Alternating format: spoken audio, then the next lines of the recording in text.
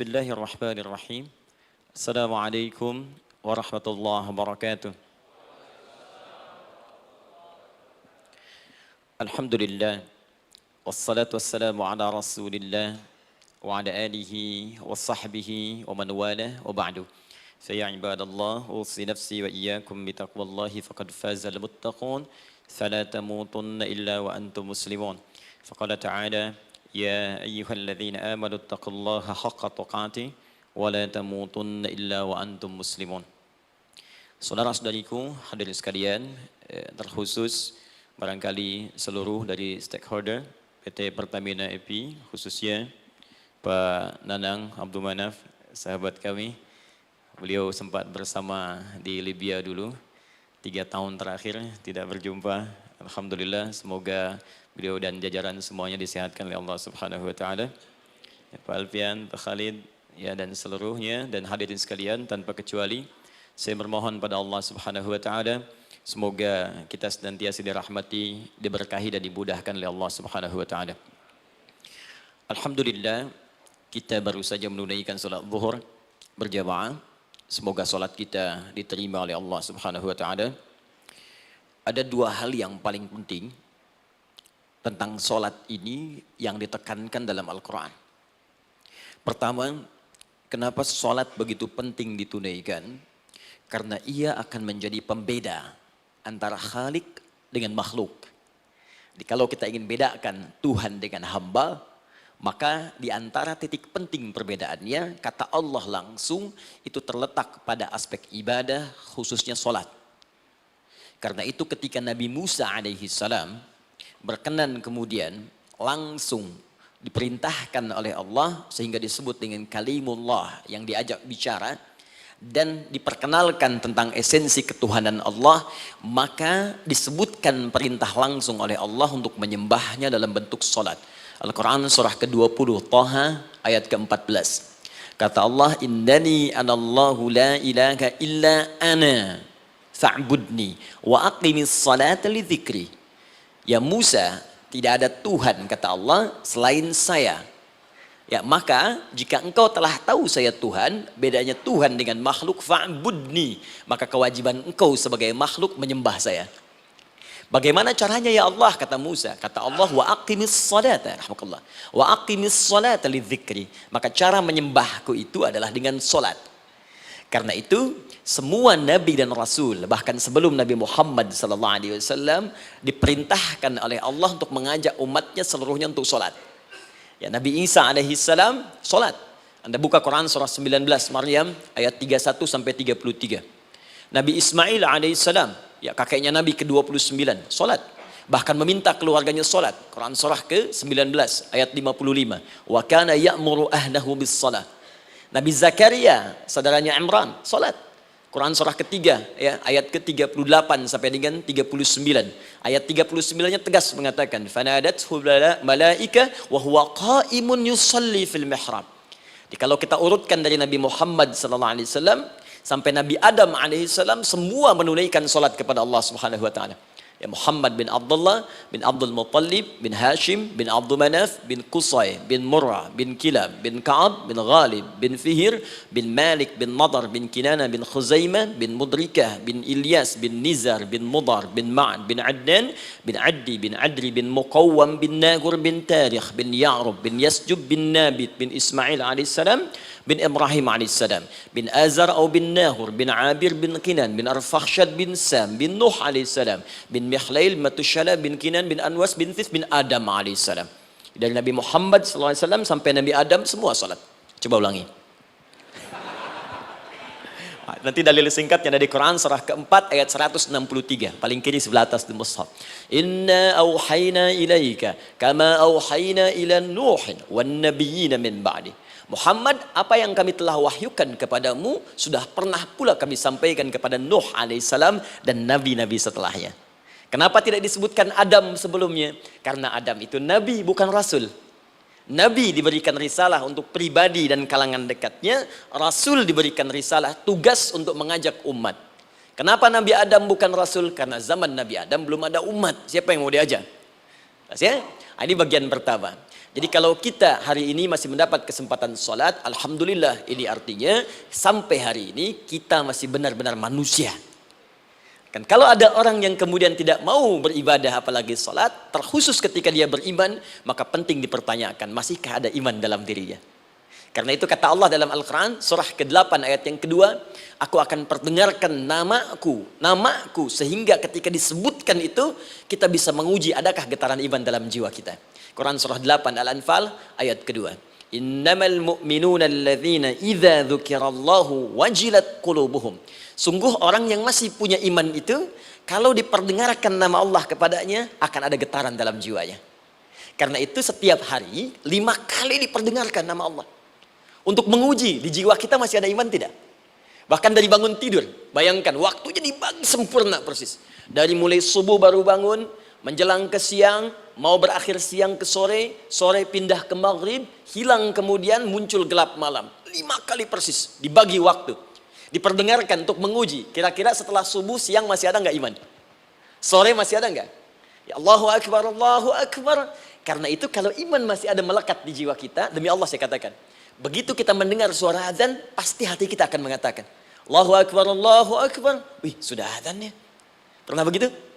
Ya, walaupun mungkin setelah selesai, La ilaha illallah, baru azan, belum qomat. Ya, itu normal, gak apa-apa. Yang penting iman masih ada. Nah, ini menunjukkan ada getaran dalam jiwa. Satu itu. Yang kedua, ini yang jarang dimanfaatkan teman-teman. Jadi seringkali sholat dimaknai pada ibadah formal bagian pertama saja. Adapun yang keduanya, ini yang jarang digali. Padahal sekali saja dalam sehari, itu 5 kali Allah menunggu kita. Ternyata sholat itu satu-satunya wasilah ibadah yang disebutkan dalam Al-Quran untuk langsung memohonkan semua kebutuhan yang kita rasakan. Bahkan sebelum kita diminta sholat, itu kalimat pertamanya bukan ibadahnya. Kata Allah, kau punya masalah apa? Sedang butuh apa? Sedang punya problem apa? Buka Quran surah kedua Al-Baqarah ayat ke-45 sampai 46. Paling kanan pertengahan di usad. Wasta'inu bis-sabri was-salah. Perhatikan kalimatnya, indah sekali. Ya Allah menempatkan sholatnya bagian kedua. Kata Allah, wasta'inu, hei hambaku, jika kalian punya persoalan dalam kehidupan, maka, perhatikan kalimatnya baik-baik, wasta'inu, mintakan solusinya kepadaku. Jadi kalau sedang punya masalah, bukan bikin status, gak akan selesai. Sedang eksplorasi minyak, gak keluar-keluar, bikin status. Duh, susah sekali yang ngebornya, gak akan selesai. Jalan macet, bikin status. Jakarta macet, ya, gak akan selesai. Ya, apa yang harus dilakukan kata Allah? Jika Anda beriman kepadaku, yakin denganku, maka wasta'inu, punya persoalan minta kepada Allah. Caranya bagaimana? Satu, bis-sabri, terima dulu masalah itu, jangan dikeluhkan. Kaidah lain muncul, karena mustahil saya akan titipkan persoalan kalau tidak Anda mampu mengatasinya. Kaidah Quran surah kedua ayat 286, kita hafal ayatnya. La yukallifullahu nafsan illa usaha. Perhatikan kaidahnya. Allah tidak mungkin menguji seorang hamba di luar batas kemampuannya. Jadi kalau kita sedang punya ujian di rumah kah, pekerjaan kah, kehidupan sosial kah, sebesar apapun ujian itu kata Allah, memang karena Anda yang sanggup. Kalau nggak sanggup gak akan diuji. Di ujian itu berbanding lurus dengan kemampuan. Mustahil seorang hamba diuji di luar batas kemampuannya. Jadi kalau Anda sekarang pun sedang punya masalah sebesar apapun, kata Allah, memang cuma kamu yang sanggup, yang lain tidak. Maka jangan mengeluh. Jangan Anda katakan, ya Allah, why me? Kenapa saya? Kata Allah, why not? Memang kamu yang mampu. Yang lain tidak. Nah, ketika Anda bisa menerima itu dengan sabar, baru datang kalimat kedua. Wassalah. Kemudian datang tunaikan sholat dan mintakan solusi kepadaku lewat sholat. Ya, sedikit ya. Lihat sini. Saya berikan sedikit uraian Al-Quran. Saya boleh menulis sini? Boleh ya? Ibu, maaf, agak jauh. Ibu kelihatan ini? Oh, belum saya tulis, bagaimana bisa kelihatan? Luar biasa. Cuma di Pertamina belum ditulis udah kelihatan. Maaf, lihat sini. Wasta'inu. Baik, ya. Saya ingin sedikit sekali. Ini redaksi Quran tuh indah sekali diksinya. Wasta'inu. Lihat sini. Kata Allah, jika Anda punya persoalan dalam hidup, maka mintakan solusi. Terima dulu masalahnya dengan sabar, karena kita dipercaya oleh Allah. Gini, cara memahaminya. Allah aja percaya dengan kita. Masa kita nggak percaya diri? Allah yakin dengan kita, kita mampu. Masa kita nggak yakin? Terima dengan sabar. Kemudian wassalah, mintakan solusinya lewat salat. Kata perintahnya dibuka dengan kalimat wasta'inu. Kalau kita ingin rubah kata perintah ini, fi'il amr, ingin dirubah ke dalam bentuk permohonan, minta, maka rubah kalimatnya menjadi nasta'in. Lihat, nasta'in. Baik. Wasta'inu, kata Allah, kalian punya persoalan, ayo minta solusi padaku. Terus kita pengen minta, ya Allah, kami ingin minta. Maka dalam bahasa Arab, kalau kita ingin merubah kalimat ini ke dalam bentuk permintaan, kita katakan nasta'in. Saya tanya pada Anda, pernah nggak dalam sholat kita mengucapkan kalimat nasta'in? Ada? Masih ingat? Baik, apa kalimatnya? Iyyaka na'budu wa iyyaka nasta'in. Perhatikan, iyyaka na'budu wa iyyaka nasta'in. Iyyaka na'budu, iyyaka, ya Allah, Engkau perintahkan aku untuk ibadah. Maka sekarang aku ibadah, sholat. Hanya kepadamu saja. Kan kata Allah, kamu sholat. Terus kita katakan, iyyaka na'budu. Sekarang kami sholat, ya Allah. Nama lain sholat itu ibadah. Kalau kita ibadah, na'budu. Dari mana tahunnya nama lain sholat ibadah? Quran surah ke-20 ayat ke-14. Fa'budni wa aqimis sholata li dzikri. Ibadah kepadaku, caranya sholat. Maka saat sholat kita katakan, iyyaka na'budu. Ya Allah, Engkau perintahkan aku untuk ibadah. Sekarang aku ibadah. Wa iyyaka nasta'in. Dan sekarang aku sedang punya persoalan, ya Allah. Aku punya masalah. Aku punya problem. Dan aku yakin hanya Engkau yang pasti akan menyelesaikannya. Ketika Anda mengatakan, iyyaka nasta'in, perhatikan hadis qudsinya. Hadisnya qudsi. Ya. Al-Imam Al-Bukhari meriwayatkan, Imam Muslim meriwayatkan, An-Nasai meriwayatkan dari sahabat Abu Hurairah radhiyallahu taala anhu. Ada lagi yang dari sahabatnya Anas bin Malik. Perhatikan kalimatnya. Idza qala al-'abdu iyyaka na'budu wa iyyaka nasta'in, jika hambaku dalam salatnya benar membacanya, benar dari awal salatnya sampai dengan kalimat iyyaka na'budu wa iyyaka nasta'in, ya Allah, sekarang aku ibadah kepadamu dan sekarang aku punya persoalan. Aku mohonkan solusinya darimu. Kata Allah, hadza baini wa baina 'abdi. Ini perjanjian antara aku dengan hambaku. Wali 'abdi. Hadisnya qudsi. Wali 'abdi, kalau hambaku benar salatnya sampai kalimat ini, masalah, apapun yang dia minta sekarang, aku akan kabulkan. Aku akan kabulkan. Pertanyaan saya, berapa di antara kita yang sholat sampai detik ini, ribuan kali ruku dan sujud, yang memanfaatkan momentum ini untuk memohon? Siapa di antara kita yang ketika sholat memohon kepada Allah solusi? Jangan-jangan selama ini sholat itu hanya menjadi formalitas saja. Takbir, ruku, sujud, salam, selesai. Takbir, ruku, sujud, salam, selesai. Padahal Allah sudah menunggu hambaku, kamu tuh punya masalah apa? Makanya setiap waktu dibagi 5 supaya hidup kita ringan. Subuh ke zuhur punya masalah, zuhur salat. Begitu kita mohon, tuntas masalah itu. Zuhur ke asar punya persoalan, asar salat. Dijawab oleh Allah, tuntas persoalan itu. Karena itu semua nabi dan rasul, bahkan orang soleh, ketika punya persoalan dalam hidupnya, even itu hanya menulis karya ilmiah, maka mereka akan memulai dengan sholat dan minta kepada Allah Subhanahu Wa Taala. Teman-teman kenal Nabi Zakaria? Bagus. Baik, di sana belum tulis, sudah kelihatan. Sini kenal Nabi Zakaria, alhamdulillah. Tapi nggak apa-apa. Saya ke Sukabumi, Pak. Ada yang kenal Fir'aun? Kenal Fir'aun, kenal, bagus. Sukabumi hubun dunia, suka itu hubun, bumi itu dunia. Baik. Teman-teman, Nabi Zakaria itu diuji oleh Allah. Maaf, belum punya keturunan. Dan semua nabi punya ujian. Jadi jangankan kita, nabi aja yang jelas surganya punya ujian. Ya, Anda pernah sakit, Nabi Ayub sakitnya lebih parah dari kita. Ya, Anda di keluarga belum ada keturunan, Nabi Zakaria pernah lebih daripada kita. Sampai rambutnya memutih, fisiknya sudah letih, dan menurut medis, maaf sekali, istrinya divonis tidak mungkin punya keturunan, monofus dan mandul, mustahil. Secara klinis, gak mungkin. Secara medis, tidak mungkin. Maka Allah tunjukkan satu isyarat yang sangat luar biasa. Jika Anda mendapati situasi, makhluk mengatakan ini mustahil dan sudah angkat tangan, ini tanda pertama dari Allah, langsung tinggalkan pendapat manusia, langsung memohon kepada Allah. Maka turunlah beritanya di Quran surah ketiga Ali Imran ayat 38 sampai 39. Paling kanan sebelah atas di mushaf. Sekarang perhatikan kalimatnya, saya mau sambungkan dengan Al-Fatihah tadi. Hunalika da'a Zakaria rabbah. Di mihrabnya Nabi Zakaria salat bermohon kepada Allah. Qala rabbi habli min ladunka dzurriyyatan thayyibah. Kemudian ia berdoa, Rabbi habli, ya Allah yang maha memberi tanpa batas. Ini adab pertama, kalau teman-teman mau berdoa, sebut nama Allah sesuai dengan hajat kebutuhan kita. Itu yang disebut dengan al-asma'ul husna. Di asma'ul husna itu bukan nama-nama indah yang sekedar dihafal, bukan. Tapi nama yang diberikan oleh Allah sesuai dengan kebutuhan hidup kita. Dalilnya Quran surah ke-17 ayat 110. Ya, paling kanan sebelah atas di mushaf, ke pertengahan. Ya, kata Allah, Qulid Allah. Jika Anda punya persoalan, sebut nama Allah. Allah Awir Rahman atau Ar-Rahman. Ayyamma tad'u, tapi kalau Anda ingin spesifik meminta, falahul asmaul husna. Pilih nama Allah, ia punya nama-nama yang indah sesuai kebutuhan kita.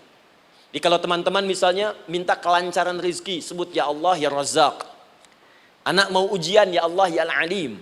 Di proyek misalnya ada hambatan, ada gangguan, ya Allah ya Al-Jabbar ya Al-Malik. Ingin mudah mengatasi ujian, ya Allah ya Sabar. Minta. Ya, jangan semuanya disebutkan, nanti jadi beban. Ya, Allahumma ya Rahman ya Al-Malik ya Al-Quddus ya Sabar, gitu kan? Yang tadinya nggak punya masalah jadi punya masalah, gitu kan? Pilih salah satu. Nah, jika Anda ingin memohon pada satu hal yang mustahil menurut manusia, maka minta dengan menyebut nama Allah yang memberi tanpa batas, mustahil di dalamnya. Nama Allah tersebut namanya Wahhab. Wahhab. Ya Allah, ya Wahhab. Al-Wahhab. Kalau kita rubah dalam bentuk permintaan, maka singkat kalimatnya dengan hab. Hab. Untuk sendiri habli, untuk banyakkan hablana. Rabbana hablana min azwajina wa dzurriyyatina qurrata a'yun. Nabi Zakaria minta karena sendiri yang mengalami situasi itu, maka beliau katakan, Rabbi habli. Ya Allah, habli min ladunka. Ya Allah yang tak punya batas dalam pemberian. Mereka mengatakan aku tak akan punya keturunan. Mereka mengatakan mustahil aku punya anak. Dan aku yakin kau memberi batas tanpa memberikan pemberian tanpa batas. Aku mohon darimu saja. Darimu saja. Dzurriyyatan thayyibah, keturunan-keturunan terbaik. Innaka sami'ud du'a. Engkau pasti mendengar doa saya.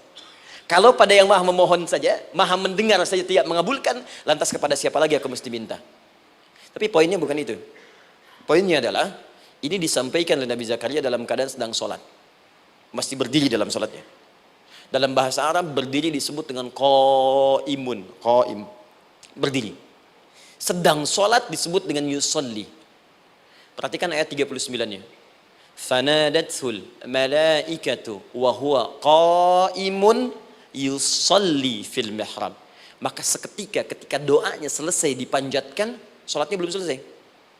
Doanya selesai dipanjatkan, seketika datang malaikat menyampaikan, kamu dapat kabar gembira, Anda akan punya anak, bahkan namanya langsung diberikan oleh Allah, Yahya, artinya hidup. Yang mustahil menurut manusia, lahir dari rahim seorang perempuan yang divonis monopos dan mandul, kata Allah, bagiku yang gak ada yang mustahil. Jadi dan hidup dia. Kapan itu terjadi? Masih sholat dan belum selesai dalam sholatnya, dalam keadaan berdiri.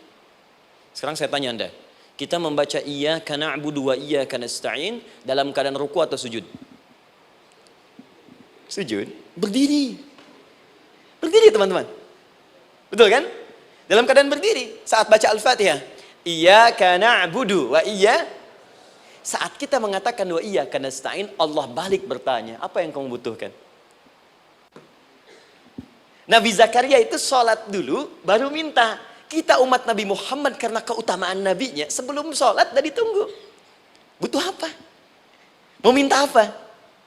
Karena itu saya ingin katakan, ayo manfaatkan momentum sholat ini. Jangan sekedar kita kemudian tunaikan formalitas, tapi kita tidak mendapatkan keuntungannya. Ayo, semuanya. Dari mulai takbir sudah ada doa. Ruku ada doa. Bahkan sujud kita bisa perbanyak dalam bahasa hati kita untuk memohon kepada Allah Subhanahu Wa Taala.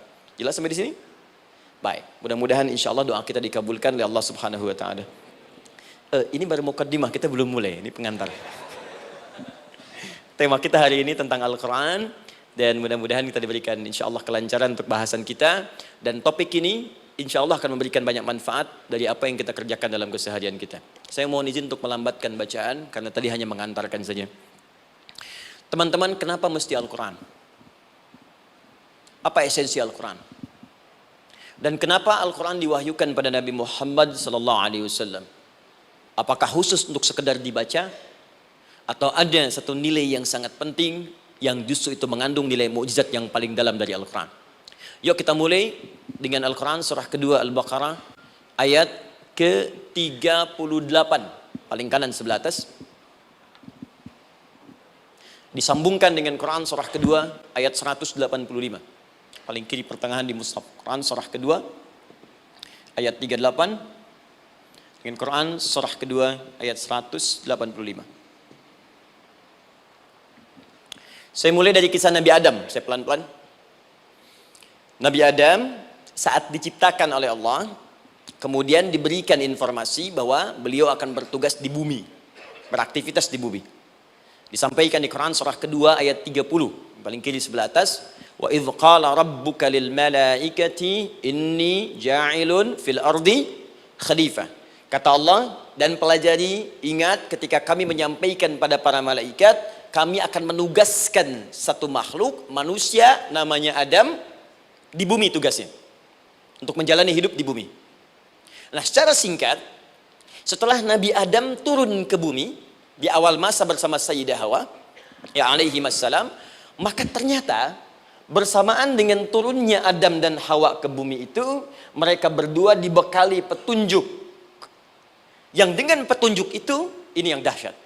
Allah jamin semua aktivitas hidupnya, dari mulai yang sederhana sampai yang kompleks, pasti jika diikuti petunjuk ini, dia akan senang menjalaninya dan akan tenang mendapatkan hasilnya. Ya, perhatikan kalimatnya. Quran surah kedua ayat 38. Fokus. Qul nahbitu minha jami'a. Kata Allah, sekarang tiba saatnya. Adam, Hawa, turun kalian ke bumi. Kalau setan kita tinggalkan aja ya. Ini kita bahas Adam dulu. Turun kalian semua ke bumi. Fa imma ya'tiyannakum minni huda. Maka nanti sejak kalian tiba di bumi itu, aku akan turunkan satu petunjuk disebut dengan hudan namanya. Hudan. Fokus. Faman tabi'a hudaya, maka jika Anda dan keturunanmu mengikuti semua detil di petunjuk ini, fala khaufun alaihim walahum yahzanun, maka aku pastikan engkau dan seluruh keturunanmu akan menjalani hidup di muka bumi dengan tenang dan senang. Fala khauf, khauf itu gelisah, takut. Lawan dari takut apa? Tenang. Lawan dari gelisah, tenang. Kata Allah, jika Anda mengikuti tuntunan hidup yang ini, maka saya jamin semua hidupmu tenang. Walahum yahzanun, dan saya pastikan selama hidup di muka bumi itu kalian tidak akan pernah bersedih. Senang, lawan sedih itu senang. Jadi ternyata kita itu diminta tugas di bumi itu bukan untuk dipersulit. Jadi kalau ada yang hidup sampai saat ini sedih deh, di rumah tangga sedih, di kantor nggak tenang, pasti di antara poinnya bukan nggak mampu senang, tapi boleh jadi yang hidup ini tidak membaca petunjuk kehidupannya. Anda kerja di perusahaan, teman-teman ada yang di Pertamina, ada yang di yang lain. Kalau Anda nggak ikuti petunjuk, kan pekerjaan tidak akan berlangsung dengan nyaman kan? Kalau Anda nggak ikuti aturannya, bagaimana bisa mengerjakan petunjuk itu dengan nyaman? Maka apalagi hidup yang kompleks, kata Allah, sejak Adam saya turunkan, sudah ada petunjuk kehidupan, saya namakan dengan hudan. Anda ikuti petunjuk ini, maka langsung jaminan dari Allah, semua yang Anda jalani dalam hidup, pasti saya jamin senang dan tenang. Petunjuk ini disebut apa? Hudan. Nah, agak cepat. Di setiap masa Nabi Adam selesai hidupnya, generasi kemudian berkembang, datang lagi Nabi Nuh sampai ke Nabi Muhammad SAW. Perhatikan baik-baik. Setiap berganti generasi akan turun hudan sesuai dengan kebutuhan masyarakatnya pada saat itu. Baik, Nabi Musa menerima kitab apa namanya? Nabi Musa Taurat. Taurat disebut hudan dalam Al-Quran. Muncul Nabi Musa, kitabnya disebut Taurat. Perhatikan baik-baik. Tahukah teman-teman ketika Taurat disebutkan dalam Al-Quran? Buka Quran surah ke-17. Ya, ayat yang kedua. Wa ataina Musal kitaba. Kami berikan kepada Musa kitab. Lihat, wa ja'alnahu hudan li bani Israil. Dan kitab yang kami berikan itu, yang disebut Taurat, Ali Imran ayat yang ketiga, wa anzalat Taurata wal Injil. Kami berikan Taurat kepada Musa. Nah, saat Allah turunkan Taurat itu, hudan li bani Israil. Isi Taurat ini adalah petunjuk kehidupan khusus untuk Bani Israel saja. Umatnya Musa. Jadi kalau umat Nabi Musa mengikuti petunjuk hudan, Taurat ini, kata Allah, saya jamin semua hidupnya tenang dengan senang. Nabi Isa turun Injil. Injil disebut hudan dalam Al-Quran. Dan yang terakhir, saya cepat karena waktu kita terbatas. Ketika Allah menurunkan Nabi Muhammad SAW dan dipilih sebagai Rasul, maka saat yang bersamaan beliau pun diberikan petunjuk untuk umatnya. Dan dahsyatnya, petunjuk itu pun disebut dengan hudan. Buka Quran surah kedua, ayat 185. Syahrul Ramadan alladzi unzila fihi al-Quran. Di bulan Ramadan itu, kata Allah, saya turunkan Al-Quran. Kenapa saya turunkan Al-Quran? Hudal linnas. Saya jadikan Quran ini sebagai petunjuk, pedoman hidup linnas, bukan terbatas untuk satu komunitas, tapi untuk seluruh manusia sampai kehidupan berakhir. An-Nas disebutkan 241 kali dalam Al-Quran, menunjuk pada semua manusia tanpa kecuali. Ini bedanya Al-Quran dengan kitab sebelumnya. Taurat hanya untuk kalangan tertentu saja. Jadi selesai nabinya, selesai kitabnya. Injil hanya kalangan tertentu saja. Nabinya selesai, selesai kemudian misinya. Tapi Al-Quran tidak. Ini kalimat pertama langsung dari Allah. Walaupun nabinya wafat, tapi karena Al-Qurannya didesain oleh Allah untuk seluruh manusia sampai kehidupan berakhir, maka pasti Al-Quran itu di setiap masa akan mampu dijadikan pedoman dalam kehidupan. Nah, jadi prinsip pertama, ketika Allah menurunkan Al-Quran, sebenarnya tujuan utamanya bukan sekedar dibaca. Bukan. Tapi di dalamnya itu ada petunjuk hidup, Pak, Bu. Dan yang buat, yang menciptakan kita. Bukankah Anda kalau ingin memperbaiki sesuatu akan datang kepada penemunya, penciptanya? Anda punya handphone, ada masalah, kan datangnya ke counter handphone. Anda punya mobil, ada persoalan, bukankah datangnya ke dealer? Sekarang kita ingin tahu persoalan hidup kita. Ingin tahu gambaran hidup kita. Ingin tahu misi dan visi hidup kita. Kemana kita kemudian bertanya? Pada pencipta kita. Nah, kata Allah, ketika saya utus manusia pertama kali ke bumi, saya sudah turunkan bagaimana cara menjalani kehidupannya. Dan ternyata berita baiknya untuk kita diberikan oleh Allah satu petunjuk utuh, langsung disebutkan, isinya disebut dengan Al-Quran. Jadi dari Al-Fatihah sampai dengan An-Nas, dia bukan bacaan biasa. Semua di dalamnya ada petunjuk kehidupan kita dari mulai bahkan dalam kandungan sampai kita wafat kepada Allah Subhanahu wa taala. Kalau diikuti petunjuk ini, langsung turun jaminan dari Allah. Hidup kita pasti akan tenang dan nyaman. Saya bacakan cepat ya. Tapi nggak usah ditulis, nanti kalau teman-teman agak terlambat mengikutinya, Anda buka kembali rekamannya, Anda boleh runtutkan kembali. Saya baca cepat saja, dan ini insya Allah Anda hanya akan temukan dalam Al-Quran. Nanti saya berikan rahasia di akhir sebelum kita akhiri. Yuk, satu, Anda silahkan bandingkan dengan buku manapun, referensi manapun, Anda hanya akan temukan dalam Al-Quran. Dari sejak sebelum lahir, bagi perempuan yang tengah mengandung, langsung Allah berikan tuntunan bagaimana agar kandungan itu berjalan dengan sehat, nyaman, dan mudah ke persalinan. Quran surah ke-7 ayat 189. Perkembangannya bisa diamati dan dicek kemudian, ya, baik ke dokter atau yang lain. Nanti perkembangannya disebutkan di Quran surah ke-22 ayat ke-5. Dirinci lagi di Quran surah ke-23 ayat 11 dari 9 sampai dengan 13. Kemudian mulai terlahir, dari lahiran diberi petunjuk oleh Allah. Nih, berikan ASI, maksimal 2 tahun. Kalau ingin berhenti sebelum 2 tahun, boleh, begini caranya. Quran surah kedua ayat 233. Dari sampai usia 2 tahun, menjelang balik, kata Allah berikan 4 pendidikan dini. Ini turunannya, disebutkan 1, 2, 3, 4. Jika Anda ajarkan ini, maka anak ini akan tumbuh. 1, dekat dengan Allah. 2, dijamin taat pada orang tuanya. 3, dia akan baik dengan lingkungannya. Dan 4, dia akan bertahan dalam kebaikan sampai dia dewasa. Quran surah ke-31 ayat 13 sampai dengan 19. Usia 7 tahun, ya, mulai dia balik misalnya, dia akan mulai belajar.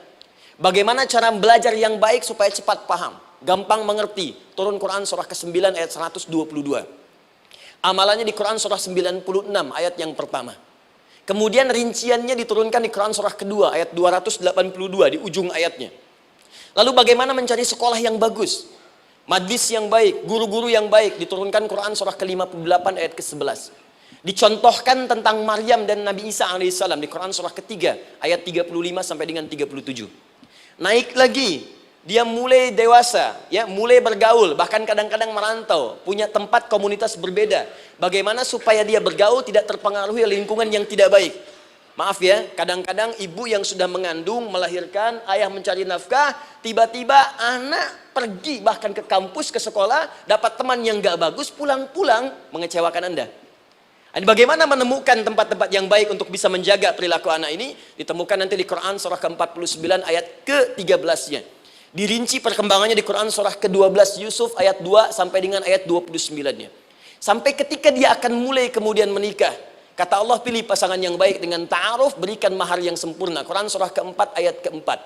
Kemudian dia mulai menikah. Kata Allah, sebelum menikah, pelajari dulu fikih nikah. Banyak orang yang menikah, tapi karena tidak belajar tentang persoalan rumah tangga, apa yang akan terjadi di rumah tangganya. Detil Pak, Bu. Kata Allah, ini, kalau kamu berbuat begini, akan ada miskomunikasi. Kalau ada miskomunikasi, persoalannya akan begini. Solusinya begini. Maka diturunkan dasarnya di Quran surah ke-30 ayat 21, detilnya di Quran surah ke-4 ayat 34 sampai dengan 35. Paling kiri sebelah atas sampai dengan ke tengahnya. Anda berlanjut, diterangkan oleh Allah, hei, tugas suami saat mulai pertama kali menikah, maka tugas yang pertama siapkan untuk mencari nafkah. Bagaimana caranya ya Allah? Diturunkan oleh Allah. Satu, jangan takut kehilangan rezeki. Jangan pernah mencuri, jangan pernah ngambil punya orang, karena punya kamu akan saya berikan sempurna. Kamu ngambil punya orang, maka kamu akan menyulitkan diri sendiri. Itu akan dikembalikan pada yang berhak. Ya, turun Quran surah ke-51 ayat 22. Dirinci, begini cara nyarinya. Quran surah kedua ayat 168. Kalau Anda ingin cepat baru bergerak, rizkinya sudah dapat. Quran surah kedua ayat 172. Ada yang dahsyat, dia belum keluar, rizkinya yang mendatangi dia. Jadi nanti di Al-Quran ada 8 jenis rizki. Di antara yang paling hebat, ada yang belum Anda datang, rizkinya sudah menjemput. Ada orang mendatangi rizki, ada rizki mendatangi dia. Contoh, Al-Imam Asy-Syafi'i sedang berdiskusi dengan Imam Malik gurunya. Kata Imam Asy-Syafi'i, Syekh, rizki itu mesti saya cari dulu, baru kita dapat. Kata gurunya, ya Syafi'i, ada rizki yang cukup kita beramal dekat kepada Allah, dia akan datang tanpa kita cari dengan ikhtiar manusia. Kata Syafi'i, mustahil. Kata Quran kan kita kerja dulu baru datang. Kata Imam Malik gurunya, kamu yang belum sampai, kita amalkan ini, rizki datang. Maka berhenti sampai di situ. Imam Syafi'i pamit. Di jalan tiba-tiba beliau mendapati ada panen anggur, Pak, Bu. Terus dipanggil sama yang punya kebun. Ya, pemuda katanya, sini, mau bantu nggak? Kalau kamu bantu, kami berikan anggurnya. Maka beliau bantu, panen, petik. Sampai setelah selesai diberikan anggur yang besar-besar, hanum. Senyum, senang beliau. Ternyata senangnya bukan karena dapat anggur. Senangnya karena merasa pendapatnya benar. Kalau saya nggak bantu panen ini, nggak akan dapat saya anggur. Cuma karena saya bantu, saya diberi ini. Maka rasa senangnya inilah dibawa kemudian kepada gurunya, ingin laporan. Tapi perhatikan adabnya. Dia tidak mengatakan, guru, nih saya benar. Kalau saya nggak ikut panen, nggak dapat saya ini. Perhatikan kalimat Asy-Syafi'i. Guru, tadi saya di jalan, dipanggil oleh pemilik kebun, ikut panen anggur. Begitu saya bantu, saya diberikan anggur ini. Beliau tekankan dengan kalimat yang kencang pada kalimat, begitu saya bantu, saya dapat anggur ini. Imam Malik tersenyum mengatakan, Masya Allah Syafi'i, luar biasa. Ini siang begitu panasnya, tadi saya mau keluar ngajar, terfikir di benak saya, Allah, kalau ada anggur yang besar-besar, enak rasanya. Tiba-tiba kamu datang bawa anggur. Jadi Imam Syafi'i kerja dapat sesuatu, Imam Malik terfikir sesuatu, datang rezeki. Itu ada di Quran surah ke-7, teman-teman, ayat ke-96, paling kanan sebelah atas di mushafnya. Baik, teruskan dulu. Ya, Anda dalam mencari kerja, ingat, kalau Allah yang sampaikan pasti terjadi. Jangan dikira mudah. Kata Allah akan ada persaingan, akan ada kadang-kadang singgungan, akan ada tantangan, maka mulai petakan tantangan apa yang akan Anda lalui saat Anda mulai mencari nafkah itu. Maka turun Quran surah kedua ayat 214, paling kanan sebelah bawah. Am hasibtum an tadkhulul jannata. Hei, apa kamu mudah begitu saja mengira akan sukses dalam pekerjaanmu? Bahkan bisa diartikan surga, ingin masuk surga. Walamma ya'tikum mathalul ladzina khalau min qablikum. Sebelum engkau diuji seperti orang sukses dulu pernah sukses.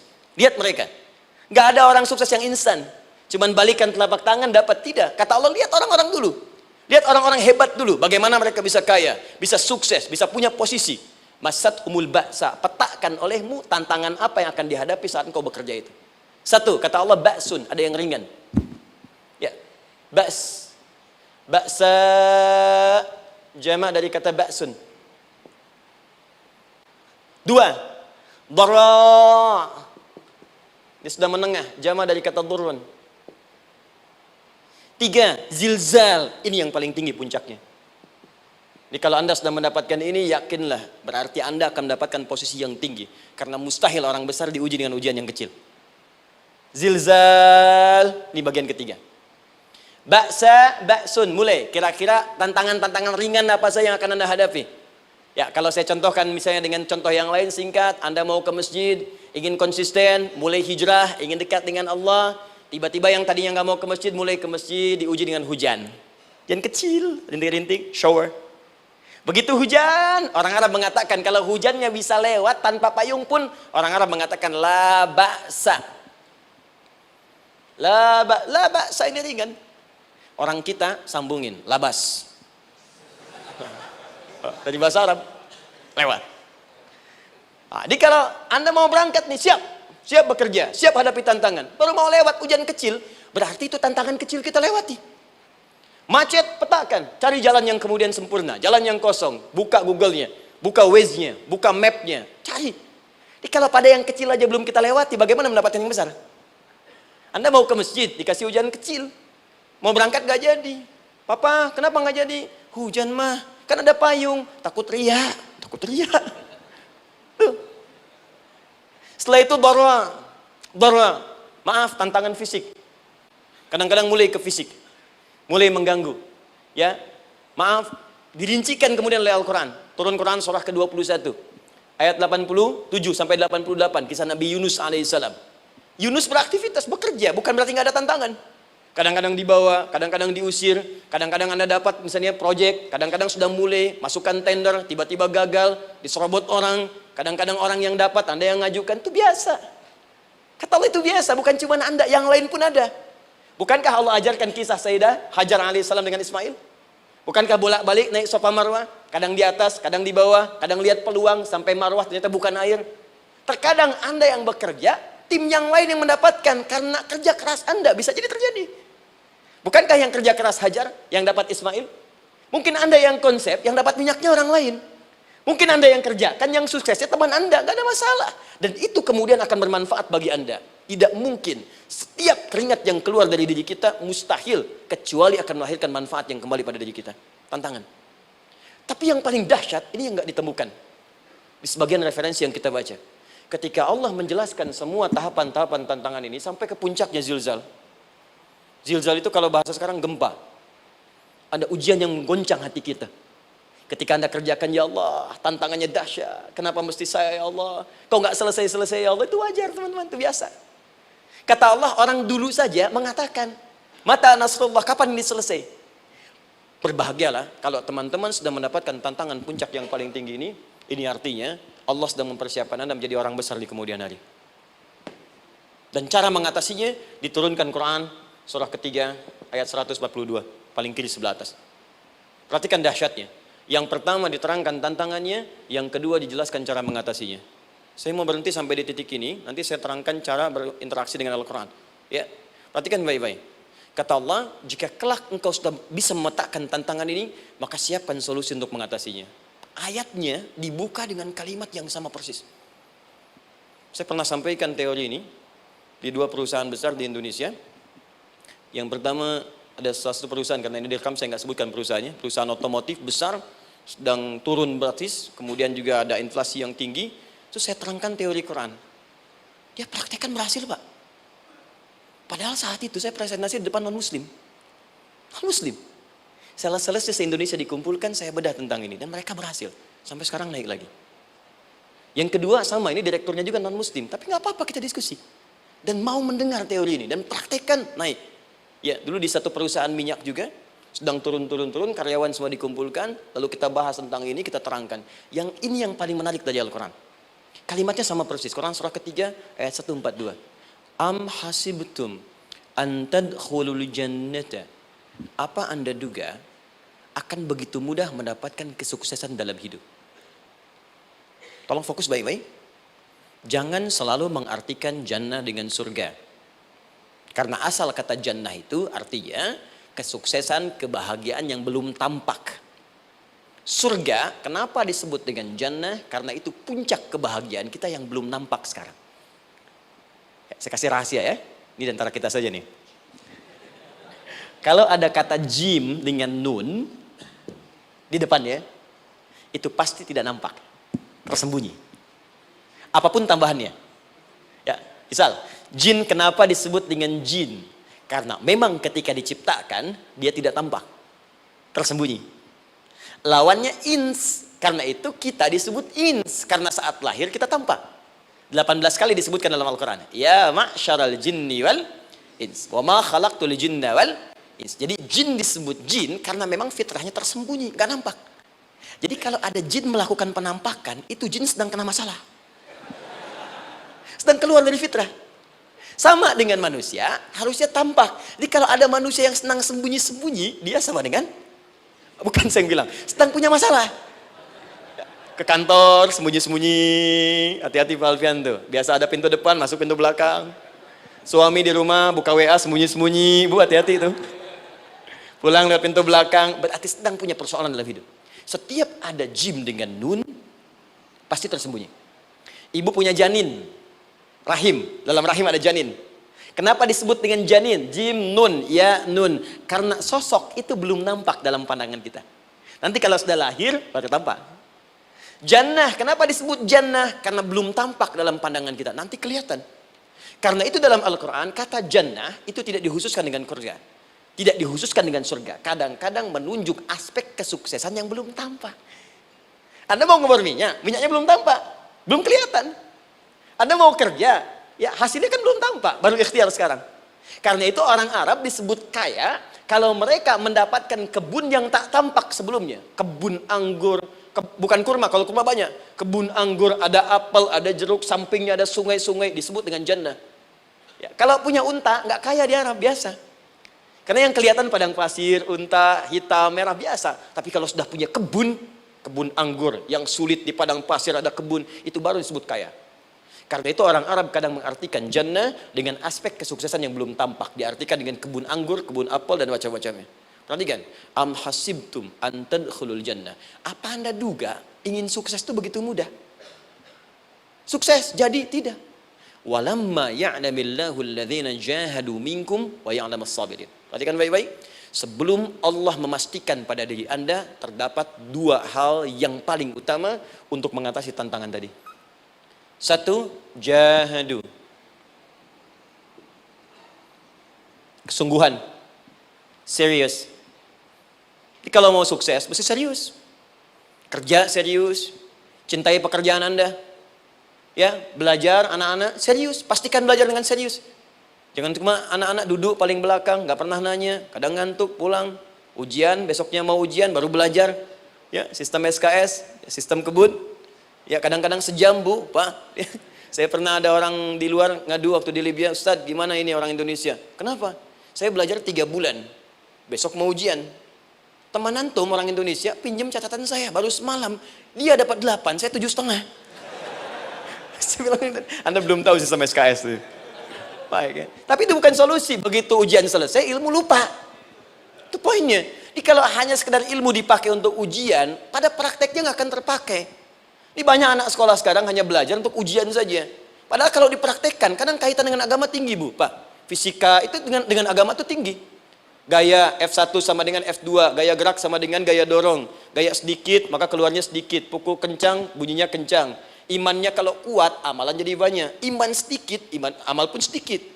F berbanding lurus dengan P, hukum Pascal. Gaya berbanding lurus dengan tekanan. Masuk bab akhlak. Makin banyak gaya, makin banyak tertekan. Nah itulah. Gaji 5 juta, gaya 10 juta. Kan? Ini serius. Serius. Di divisi apapun Anda, saya 3 sepekan lalu lah takziah ke tempatnya yang Habibie, terus diminta tausiah di sana.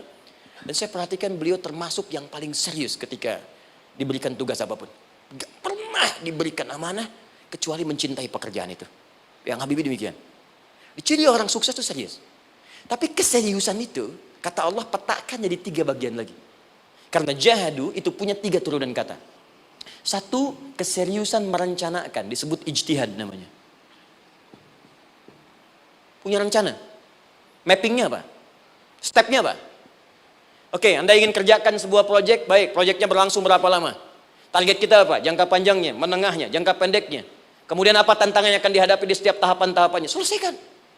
Bahkan saking pentingnya tahap perencanaan ini, ditunjukkan oleh Allah langsung lewat sholat. Teman-teman masih ingat sholat pertama yang kita kerjakan setiap hari, sholat apa namanya? Subuh. Apa artinya subuh? Tuh, ini masalahnya. Ini kata Al-Quran sendiri ya, kata Al-Quran sendiri. Nanti akan ditemukan orang yang ibadah tidak paham apa yang dikerjakan dan dilakukan dalam ibadahnya. Contoh sholat. Kata Allah akan ada orang sholat yang saat sholat tidak mengerti apa yang ia baca dan dia lakukan dalam sholatnya. Jujur tanyakan pada diri kita. Sampai detik ini, dari sekian ribuan kali ruku dan sujud, berapa persen bacaan sholat yang kita pahami? Jangan-jangan kita ruku tapi nggak ngerti yang dibaca. Sujud tak paham yang diungkapkan. Bagaimana bisa khusyuk? Mustahil. Maka kembali ke sini. Kenapa sholat pertama itu disebut dengan subuh? Teman-teman, ternyata semua nama sholat dari subuh sampai isya, plus bacaan dan gerakan dari takbir sampai salam, itu bukan sekedar gerakan semata. Semua ada artinya, ada maknanya. Dan diajarkan oleh Nabi langsung. Subuh disebut dengan subuh. Ada 2 kata. Satu, fajar. Quran surah ke-17 ayat 78. Inna Qur'an al-fajri kana mashhuda. Kedua, subuh di surat At-Takwir. Was-subhi idza tanaffas. Kenapa disebut fajar? Fajar itu pancaran positif, pancaran kebaikan. Jadi kalau yang baik disebut fajar. Kalau yang jelek disebut fujur. Fujur ada di Quran surah 91 ayat 7 sampai 8. Wa nafsi wa ma sawaha fa'alhamaha fujuraha wa taqwaha. Fujur itu rambatan, gelombang buruk yang muncul dari nafsu. Ya, ditembuskan ke elemen tubuh kita. Misal gini. Tiba-tiba pengen marah. Ya, di tubuh kita mengatakan melotot, maka ini ada pancaran di hati kita nyambung kemudian ke mata. Ini rambatan dari sini ke mata disebut fujur namanya. Mau ke tangan pukul, masuk ke tangan. Itu rambatannya disebut fujur namanya. Ya. Yang baiknya disebut fajar. Ya, misal saya ingin sholat, tiba-tiba hati mengatakan sudah azan, merambat ke kaki, cepat melangkah. Cepat wudhu. Nah, itu rambatannya disebut fajar namanya. Atau infajar. Ini pasti ada, ya. Fujur nama lainnya nafsu. Disebutkan 115 kali dalam Al-Quran. Takwa, rambatan fajar, sumbernya takwa. Disebutkan 115 kali dalam Al-Quran. Di jiwa kita ada takwa, ada nafsu. Takwa yang dorong malaikat, disebutkan 88 kali dalam Al-Quran. Nafsu yang dorong setan, disebutkan sama 88 kali. Di setiap Anda akan mengerjakan satu hal, pasti akan yang mendorong pada yang baik, akan mencegah dari yang baik itu nafsu. Pasti itu. Pak Alpian mau tanda tangan proyek. Tiba-tiba disodorkan, Pak, ini Pak. Kok begini proyeknya? Perbaiki, karena ada yang gak beres. Tapi fee-nya lumayan Pak, 1 miliar. Gak bisa, jiwa takwa mengatakan jangan terima Pak. Bapak mengatakan maaf, ini jari tahiyat, gak akan pernah dipakai maksiat, perbaiki. Perbaiki, datang lagi. Ini Pak, kok sama? Fee-nya diperbaiki Pak, 100 miliar. Nafsunya mulai berkata, terima. Takwanya bilang, jangan. Akhirnya beliau katakan, tangan tahiyat gak akan pernah dipakai maksiat. Tapi tunggu, saya istiqoroh dulu.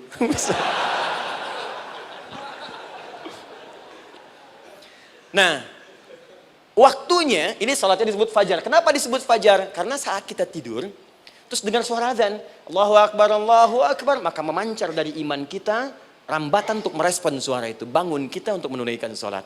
Waktunya disebut subuh. Kenapa disebut subuh? Dari kata asbah. Asbah itu artinya yang siap dengan rencana. Ya, orang Islam tuh nggak ada yang bangun dari tidurnya kecuali punya rencana jelas yang akan dieksekusi dari itu. Makanya sebelum kita bekerja mengeksekusi itu, kita datang menghadap Allah supaya Allah berikan kemudahan di setiap aktivitas kita. Coba lihat manajemen Nabi. Bukankah sebelum tidur beliau istighfar dulu? Dirinci pekerjaannya, dicatat yang akan dikerjakan besok, istighfar 70 kali, 100 kali, sehingga dengan istighfar saat tidurnya tenang. Coba kita biasakan. Ada yang baca Quran, ada yang istighfar. Kalau nggak percaya silahkan cek. Begitu Anda lakukan, tidurnya enak. Besoknya rencana itu sudah siap. Makanya ketika bangun, siap jam 7 mau kemana, jam 8 ada di mana, jam 12 kerjakan apa. Sebelum mengerjakan itu, datang kepada Allah, sujud, ya Allah, saya punya rencana ini tolong mudahkan. Begitu caranya. Itu yang disebut dengan subuh.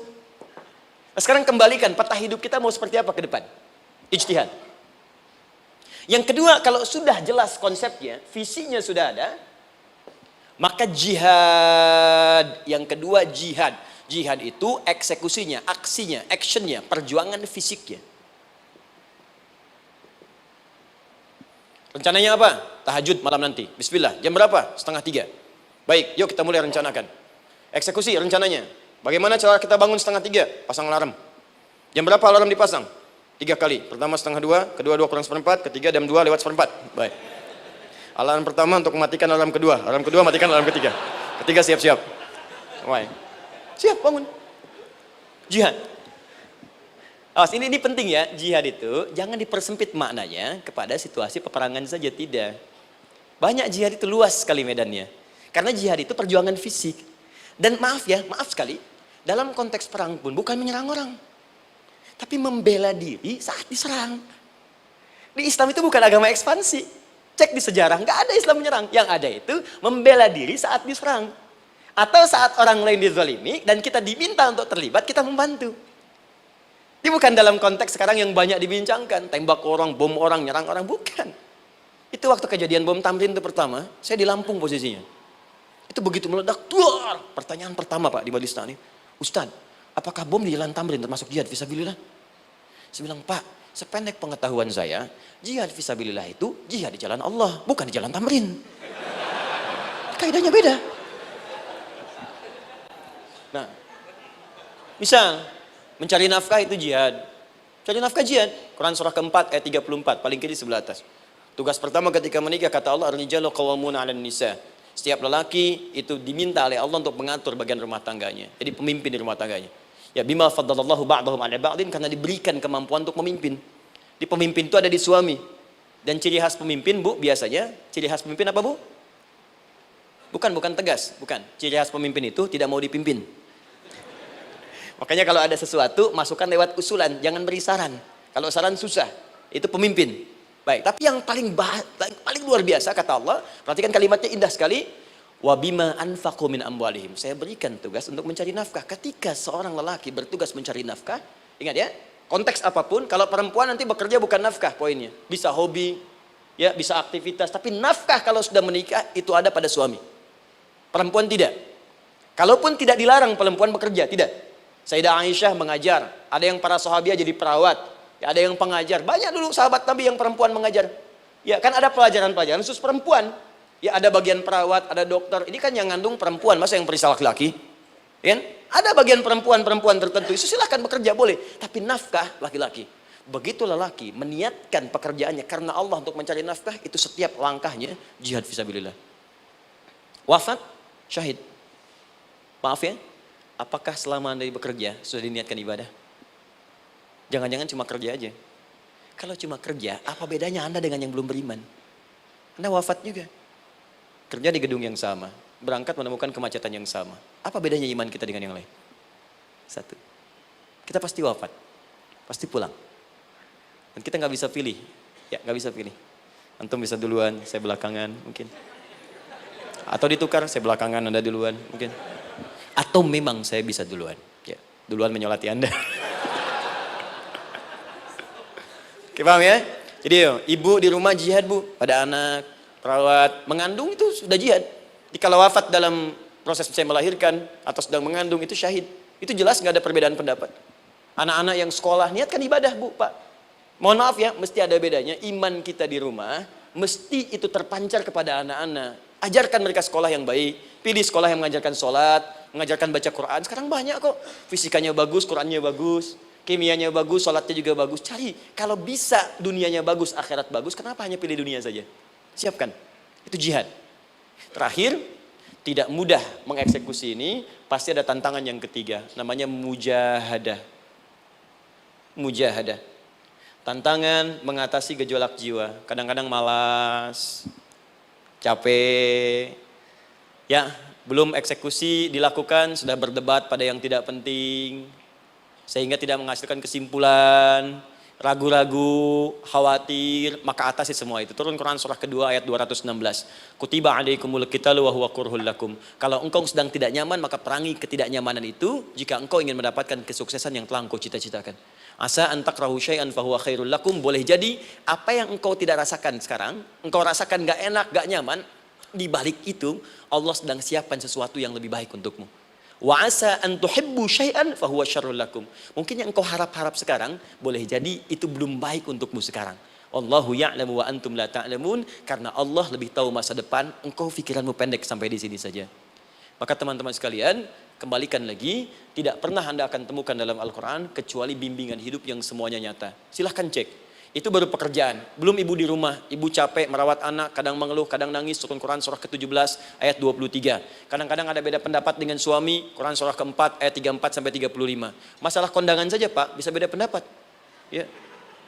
Ya Pak, kan ada family gathering malam, Mama pakai baju apa ya? Hijau apa yang biru? Masya Allah, kata Anda biru bagus mah. Kata Mama kayaknya hijau deh Pak. Tuh. Nanya tapi udah punya jawaban. Ya, bagus kalau dipakai, begitu keluar kuning. Naik lagi, Anda udah 40 tahun, anak masih ada, turun Quran surah ke-46 ayat 15. Kemudian naik lagi sampai Anda sepuh, sampai kembali ke keadaan tidak normal seperti anak-anak lagi, Quran surah ke-22 ayat ke-5. Sampai ada amalan, kalau Anda jangan kira Anda akan hidup selamanya, Anda pasti wafat. Quran surah ke-3 ayat 185. Bahkan diajarkan kalau wafatnya ingin enak, begini caranya. Pelajari Pak, jangan cuma dunia, kita akan meninggal. Ini ada di Quran, kalau pengen meninggalnya enak, begini caranya. Ya kalau nggak percaya silahkan amalkan, nanti kita akan lihat di akhir. Ya. Betul, akan kelihatan. Quran surah ke-89 ayat 27 sampai 30. Kalau kalian nggak pelajari ini, silahkan kata Allah, saya berikan yang ini yang kedua sambil dipukulin malaikat. Quran surah ke-8 ayat ke-50. Sampai di alam kubur dijelaskan, kalau nanti Anda wafat, Anda pindah ke alam kubur, kalau ingin di kuburnya terang, nyaman, banyak rezekinya, lakukan amalan Quran surah ke-3 ayat 169 sampai 172. Tapi kalau Anda abai, Anda akan seperti Firaun dulu. Setiap pagi sampai petang ditampakkan neraka. Quran surah ke-40 teman-teman sekalian disampaikan oleh Allah langsung ya, dari ayat 45 sampai 46 ya. Sampai terjadi kiamat disampaikan Quran surah ke-75. Sampai dihisab, ada yang masuk surga tanpa hisab, Quran surah kedua ayat 25. Ada yang masuk neraka tanpa hisab. Ada. Kan yang kita tahu surga aja, masuk neraka tanpa hisab ada. Quran surah 18 ayat 99 sampai dengan 100. Sampai disebutkan surga yang paling indah nomor 1 bersama Nabi dan orang-orang soleh. Jadi kalau Anda masuk sini, tetangga Anda semua Nabi. Ya, depannya Nabi Ibrahim, belakangnya Nabi Musa misalnya, samping kirinya Nabi Yusuf, ya, samping kanan Nabi Muhammad SAW. Itu cuma 3 golongan, orang soleh, para syuhada, orang-orang jujur dalam kehidupan dunianya. Jadi kalau Anda jadi pekerja yang jujur, taat kepada Allah, Anda berpotensi masuk surga bersama semua Nabi dan Rasul yang pernah diutus. Ya. Baik, itu ada di Quran surah ke-4 ayat ke-69. Ada yang kedua di taman surga, Quran surah ke-51 ayat 15 sampai dengan 18. Ada yang surga seluas langit dan bumi, Quran surah ketiga ayat 133 sampai 134. Ada yang neraka yang biasa, ya, sebiasa-biasa nerakanya kebakar juga. Quran surah 4 ayat 56. Tingkat paling tinggi neraka jahanam untuk 2 golongan, munafik, ingat, munafik dan kafir. Jadi kalau Anda pun muslim, jauhi perbuatan munafik. Karena munafik akan mengantarkan langsung ke dalam neraka jahanam. Quran surah ke-4 ayat 140. Mana yang tidak ada? Mana yang nggak ada di Quran? Semua ada. Bisnis ada, ya, birokrasi ada, diplomasi ada, mengajar ada, ilmu ada. Karena itu saya mau tutup, jika kita ingin benar mengeluarkan petunjuk ini, seperti orang dulu pernah melakukannya, maka kata Allah melalui lisan Rasulullah, turun Quran surah ke-29 ayat ke-45. Satu ini aja kita kerjakan, insya Allah ini akan beda kita rasakan. Utslu ma wuhya ilaika minal kitab. Jika kalian kemudian hidup di muka bumi, maka keluarkanlah bimbingan dari Al-Quran sesuai dengan kebutuhan kita secara tematik. Utslu itu dari kata tilawah. Tilawah itu baca, pahami, amalkan. Karena itu setiap kita baca Al-Quran, di sampingnya pasti ada yang menerjemahkan supaya kita paham. Betul kan? Ketika ada yang baca Al-Quran, di sampingnya ada siapa? Ya, sari tilawah kan? Baik, sari tilawah itu bahasa Indonesia. Ya, sari, sebetulnya tilawah saja. Tapi mungkin saat yang menerjemahkan dulu pertama di Indonesia, namanya Bu Sari. Karena itu disebut sari tilawah. Ya, kalau Adi mungkin ada tilawah gitu kan? Nah, jadi teman-teman, caranya begini. Anda keluarkan sesuai kebutuhan. Enggak semua ayat Quran mesti kita kaji. Kalau mau dari awal, dari akhir, bagus. Kalau baca silahkan. Hatamkan, Nabi juga hatamkan. Tapi kalau Anda ingin ambil sesuai passion kita. Anda pebisnis, kenapa nggak mengeluarkan ayat bisnis di Quran? Teman-teman yang diperminyakan, keluarkan ayat-ayatnya ada. Quran surah At-Tur, surah 52 itu, keluarkan. Ya, wal bahrul masjur, Dan jika Anda akan melakukan eksplorasi di laut, carilah laut yang punya nih kualifikasi begini, yang di bawahnya ada endapan tanah yang melahirkan api, kata Allah tuh. Itu potensial ada minyaknya. Kalau yang kerja di batu bara, turun Quran surah Fatir, surah 35 ayat 27 sampai 29. Ini jenisnya. Ada yang kelihatan dari jauh, ada yang harus digali, ada yang kelihatan dari jauhnya kelihatan hijau, ada kelihatan menghitam. Disebutkan langsung. Ada. Jadi kenapa nggak Anda turunkan dalam bentuk-bentuk tematik yang itu bagian kita? Ada yang pokok, ada yang spesifik.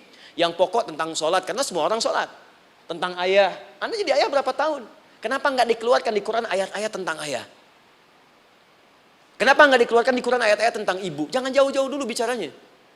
Tentang belajar. Nah, nanti eksekusinya kalau mau cepat buka kitabnya Al-Imam Al-Bukhari. Ada kitab hadis, saya akhiri, yang dikarang oleh Al-Imam Al-Bukhari dan sangat populer. Apa nama kitabnya? Kalau hafal saya kasih hadiah. Apa kitab Imam Al-Bukhari yang populer? Ya.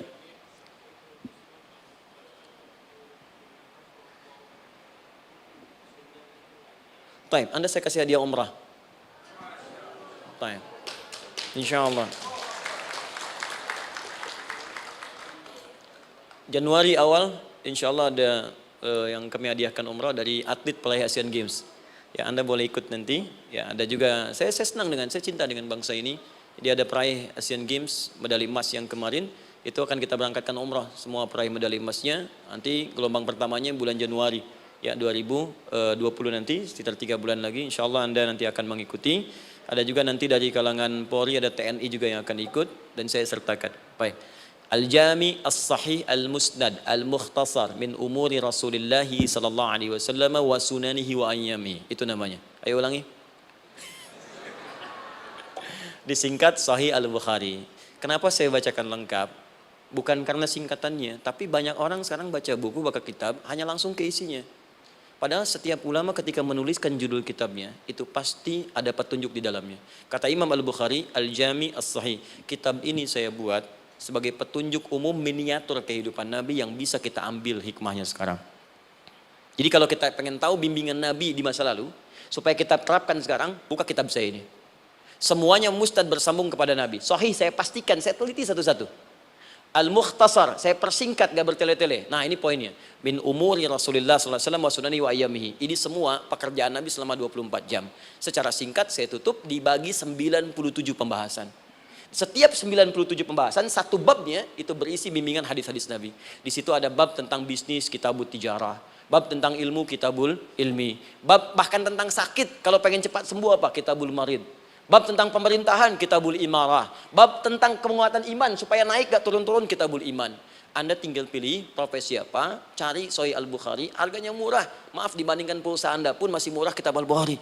Ya, beli 4 jilid cuma 350.000 yang bahasa Arab saja. Ya, kalau mau terjemahan, cari terjemahannya. Ya, dapatkan itu, keluarkan babnya sesuai profesi kita.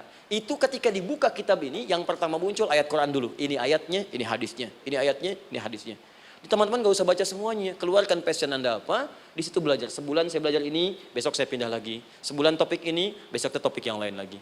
Saya kira insya Allah kalau itu kita terapkan dengan baik, maka Al-Quran akan hidup dalam seluruh aktivitas kita dan mudah-mudahan keberkahan akan diturunkan oleh Allah Subhanahu Wa Taala. Ya, tidak cukup dengan amin, mulai dulu. Ya, mulai dulu, petakan dulu, eksekusi dulu. Saya kira itu yang saya sampaikan. Anda punya hak dan kewajiban, hak Anda sudah dapatkan dan kewajiban kita semua untuk kembali beraktivitas. Saya mengucapkan terima kasih atas undangan dari pihak Pertamina untuk Anda seluruhnya. Saya ingin tanya, kalau jamaah di sini ada berapa kurang lebih? Kurang lebih yang rutin 500 ada 550. Baik, nanti saya hadiahkan mushaf sebanyak 550 ya, dan itu nanti setiap ada kajian atau zuhur salat Anda bisa baca di sini, baca mushafnya. Kemudian yang kedua, saya nanti berikan buku untuk bacaan ya, itu buku yang saya berikan insyaallah tentang manusia. Jangan-jangan selama ini kita jadi manusia, kita tidak tahu mau kemana kita ya. Itu saya keluarkan dari Al-Quran langsung, seperti apa Allah menerangkan tentang kemanusiaan kita. Saya juga hadiahkan sejumlah yang sama 550, nanti satu orang bisa mendapatkan satu-satu. Dan terakhir barangkali mau hafal Quran? Oh mau, baik, Alhamdulillah. Alhamdulillah. Saya berikan mushafnya yang spesial. Nanti kita mulai dengan 10 juz dulu ya. Nanti saya berikan At-Taisir yang 10 juz. itu ada mudah untuk bisa menghafal Quran, mulai dari 10 juz dulu, nanti bisa disempurnakan. Saya berikan 550 Quran khusus untuk dijadikan sebagai hafalan. Nanti cara menghafalnya bisa dibuka saja di YouTube, nanti di situ ada cara kami menjelaskan. Dan bulan depan kita ada karantina akbar, jadi menghafal Quran dalam 30 hari. Alhamdulillah angkatan pertama sudah selesai, ada yang hafal 24 hari, 23 hari, 30 juz, bukan juz 30 ya. Ada yang 30 hari. Ya, ada juga. Sekarang sedang gelombang kedua. Mudah-mudahan di Pertamina ini juga insya Allah dalam proses bekerja ada juga yang menghafal dan hafal Quran insya Allah ya. Saya kira itu, nanti pulang dari sini dikabari. Kalau ada mobil disiapkan, kalau tidak ada kami juga coba antarkan. Nanti kami siapkan dan mudah-mudahan bisa bermanfaat untuk teman-teman. Kalau ada yang bisa saya lakukan untuk bersinergi di sini, untuk membuat teman-teman lebih dekat dengan Allah, sampaikan, dan saya dengan senang hati. Ya, saya datang sendiri, tulis sendiri, nerangin sendiri, ngapus sendiri, gitu kan. Terus juga berikan apa yang Anda butuhkan. Kalau dengan semua itu Anda belum juga dekat dengan Allah, ya saya harus bagaimana lagi, gitu kan. Baik. Kita berdoa, mudah-mudahan doa kita dikabulkan Allah. Ada 3 cara berdoa. Pertama, cukup dengan hamdalah kalau singkat. Kedua, kalau ada perselisihan, kifaratul majlis. Dan yang ketiga, kadang Nabi berdoa, sahabat mengikuti dalam momentum yang khusus. Saya ingin menggabungkan ketiganya. Mudah-mudahan dengan itu keberkahan diberikan luas kepada kita semua. Alhamdulillahi Rabbil Alamin, hamdan syakirin, hamdan na'imin, hamdan yuwafi ni'amahu yukafi mazida. Ya Rabbana lakal hamdu wa lakal syukru kama yanbaghi li jalali wajhikal karim wa li 'azimi sultani. Allahumma salli wa sallim wa barik ala rasulika karim nabiyyikal amin sayyidina Muhammadin wa ala alihi wa sahbihi ajma'in. Allahumma Rabbana la tada' lana fi maqamina hadha wa fi kulli maqamin dhanban illa ghafartah. Ya Allah, kami mohon jika ada satupun di antara kami saat ini yang hadir membawa ya Allah dosa-dosa dalam dirinya, jangan biarkan yang meninggalkan tempat ini kecuali Engkau telah ampuni segala dosa-dosanya. Wala hamman illa farajtah. Ya Allah, jika ada di antara kami yang tengah hadir saat ini ada kegelisahan dalam jiwanya, maka mohon jangan biarkan yang meninggalkan tempat ini kecuali Engkau telah tenangkan keadaan hatinya. Allahumma wala asran illa yassartah. Ya Allah, jika ada di antara kami yang tengah mengalami kesulitan baik di pekerjaannya, kehidupan rumah tangganya, maka dengan keikhlasan amalnya ya Allah angkat dan ringankan segala kesulitannya. Allahumma wala maridan illa syafaitah. Jika ada di antara kami yang tengah Engkau uji dengan penyakit seberat apapun, maka mohon angkat dan sembuhkan segala penyakitnya. Allahumma yassir lana umurana wa la tu'assir alaina. Ya Allah, mudahkan semua urusan kami, jangan berikan kadar ujian yang tidak kami sanggup mengatasinya ya arhamar rahimin. Allahumma alif baina qulubina, ati anfusana taqwaha wa zakki anta khairu man zakkaha, anta waliyuha wa maulaha. Ya Allah, mohon lembutkan hati kami untuk saling bersaudara dalam kebaikan, jauhkan kami dari perpecahan ya Allah, dan bersihkan jiwa kami agar kami bersih keadaan jiwa untuk bisa beramal dalam kebaikan dengan mendapatkan ridhamu. Allahumma rabbana atina fid dunya hasanah wa fil akhirati hasanatan wa qina adzabannar. Ya Allah, kami mohon anugerahkan segala kebaikan di muka bumi ini yang mampu kami raih, dan berikan kami segala kemuliaan di akhirat yang mampu kami dapatkan, dan mohon jauhkan kami dari segala ya Allah murka dan neraka-Mu. Allahumma barik lana ya Allah fi ailatina wa fi amalina ya Allah wa fi kulli ya Allah hayatina. Ya Allah, kami mohon anugerahkan keberkahan dalam kehidupan keluarga kami, di kantor, di pekerjaan kami, dan seluruh tahapan kehidupan yang akan kami lalui. Bi fadlika subhana rabbika rabbil izzati amma yasifun wa salamun alal mursalin. Subhanakallahumma wa bihamdika asyhadu an la ilaha illa anta nastaghfiruka wa natubu ilaik wa akhiru da'wana alhamdulillahi rabbil alamin. Thumma assalamu alaikum warahmatullahi wabarakatuh.